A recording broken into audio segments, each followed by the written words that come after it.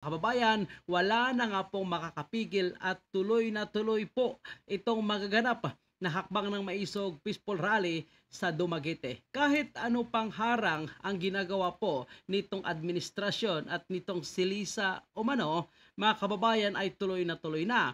At sa panibagong update, base doon sa Facebook post ni Peebles Talakira ay nakasabay niya nga po itong si Tatay Digong na dumating sa Dumaguete. So handa na po ba ang lahat para makinig at malaman ang katotohanan dahil may mas matindi pang pasabog po itong si Tatay Digong na posibleng ikakaiyak po ni Da Junior, mga kababayan po natin, which is yan po ang ating dapat pakaabangan at bukas na yan.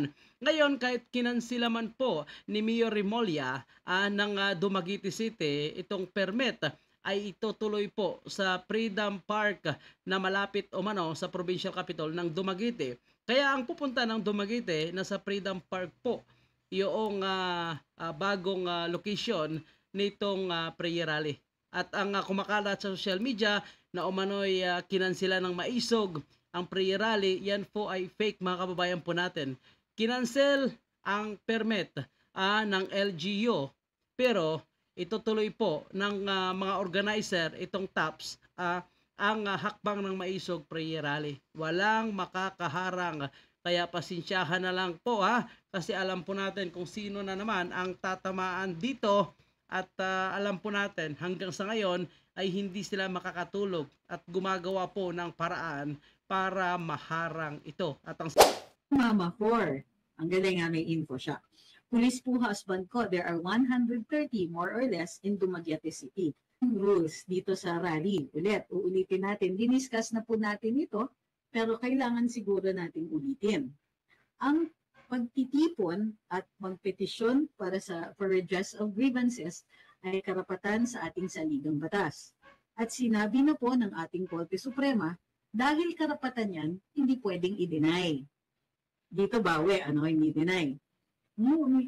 Unless tungkol ito talaga sa impending danger, yung talagang nandyan na magkakaroon ng problema.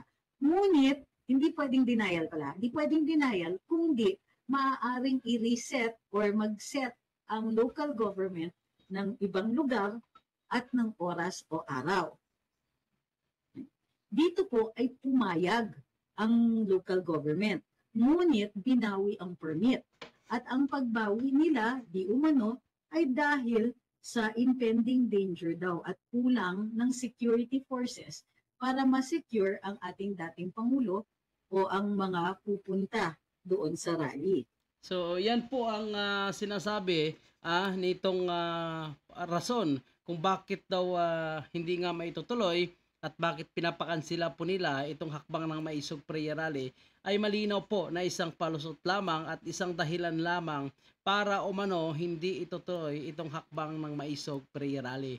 Ngunit may isa pang sinasabi yan mga kababayan po natin, ulitin natin, itong si Attorney Glenn Chong, na ang sabi ni Attorney Glenn Chong sa kanyang Facebook post kahapon, ginagamit talaga ni Lisa Marcos ang kapulisan upang pigilan ang maisog rally, this time in Dumaguete City.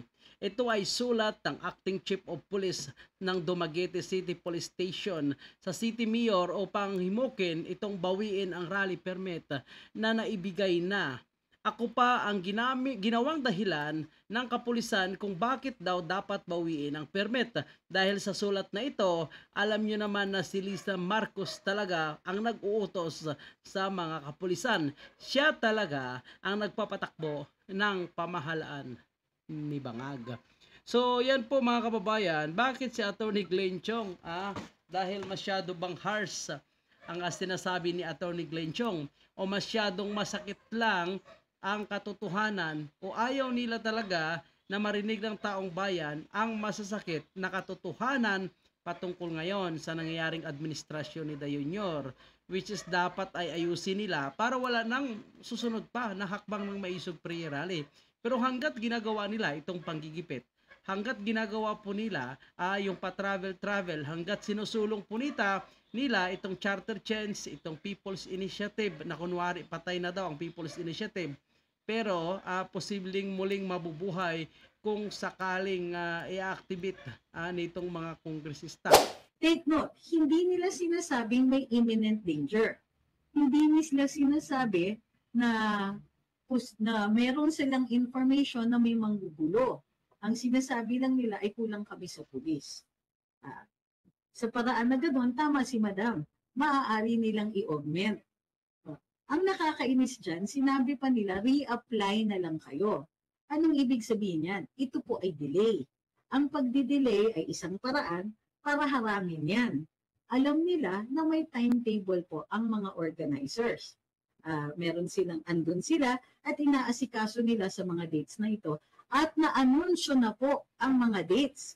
Anong ibig sabihin yan? May damage na po on the part of the organizers. So talagang gigipitin nila at syempre sa dami pa naman ng tao na talagang nakahanda na para pumunta diyan, talagang gusto nilang sirain nga po itong magaganap na hakbang ng Maisog Prayer Rally. So ngayon, alam ko na hindi pa sila tumitigil at gagawa pa rin sila ng paraan para maharang ito. At itong mga LGU po diyan sa Negros Oriental ay mukhang talagang takot na takot po dito sa taga Malacanang.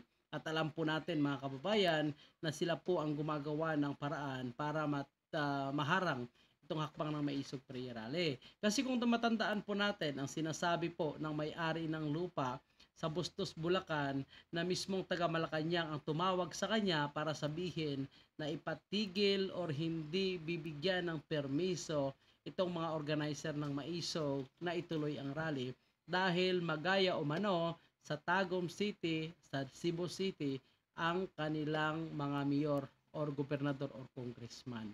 So, yan po yung banta. So, sino yung po yung magbabanta ng ganyan? Ibig sabihin, sila lang yung nasa taas dyan, nasa mataas na posisyon at walang iba. Kung hindi si Ma'am Shea, ay posibleng itong si Da Junior, mga kababayan po natin. Ngunit dahil dumating na nga po, kumpirmado na yan, itong si dating Pangulong Digong, dyan sa Dumaguete, abay wala na umanong makakaharang at tuloy na nga po ito. Kaya wag po tayo maniniwala sa mga kababayan po natin na may planong pupunta. Wag po kayong maniniwala na kinansila na. Kinansila lang ni Mayor Remolyo yung permit ng hakbang ng Maisog para sa paggamit ng pasilidad ng LGU. Pero dahil ang mangyayaring rally ay sa Freedom Park, so ibig sabihin hindi na kailangan ang permiso. At hindi na umano papayag pa itong Maisog Prayer Rally organizer na maikakansila at hindi naman maitutuloy. So tuloy umano, tuloy na tuloy. Bahala na kung hindi sila magbibigay ng kanilang protection. Bahala na kung hindi sila magbibigay ng tagapagbantay ng mga kapulisan. Tuloy na tuloy umano mga kababayan po natin.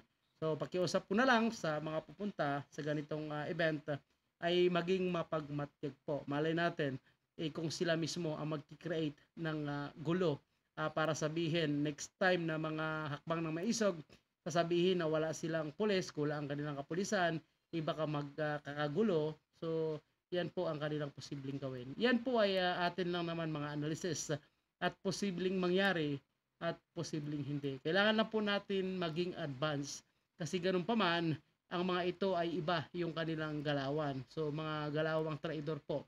Kaya dapat mag-ingat po kayo. Dapat ingatan po ng escort ni Tatay Digong itong si Tatay Digong kasi mahirap na po. Alam naman natin na si Tatay Digong ang nagsasalita. Tatay Digong ang isa sa mga naninindigan para tayo po ay manindigan po at sumunod dito sa kanya dahil nakikita naman po natin na ang kagustuhan po ng ating dating Pangulo ay para sa kabutihan ng bawat Pilipino.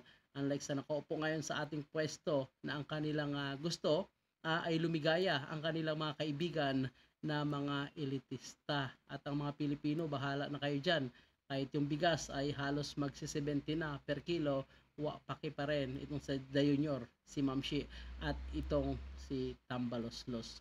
So yan muna yung ating update mga kababayan. Para sa inyong sariling komento at opinion, huwag kalimutan mag-iwan dyan sa ating comment section. Maraming salamat.